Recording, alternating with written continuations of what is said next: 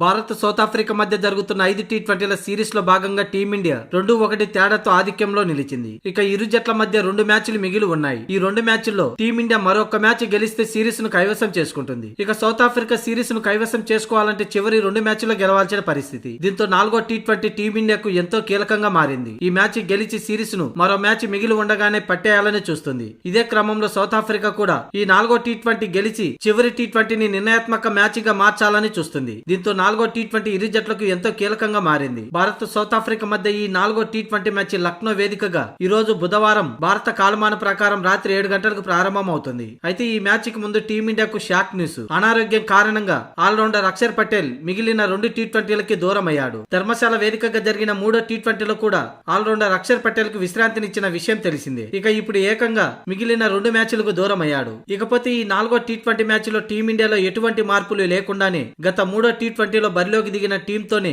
ఈ 4వ టీ20లో కూడా టీమిండియా ప్లేయింగ్ 11 ఉండనుంది. అంటే ఎటు అక్షర్ పటేల్ అనారోగ్యంతో ఈ 4వ టీ20కి దూరం కాగా జస్ప్రీత్ బుమ్రా కూడా ఈ 4వ టీ20 నుంచి విశ్రాంతినిచ్చే అవకాశం ఉంది. దీంతో అభిషేక్ శర్మ, శుభమన్ గిల్, సూర్యకుమార్ యాదవ్, తిలక్ వర్మ, హార్దిక్ పాండే, శివన్ దూబే, జితేష్ శర్మలతో కలిసిన బ్యాటింగ్ ఆర్డర్ ఉండనుంది. ఇక హర్షిత్ రాణా, హర్షదీప్ సింగ్, కుల్దీప్ యాదవ్, వరుణ్ చక్రవర్తులతో బౌలింగ్ విభాగం ఉండనుంది.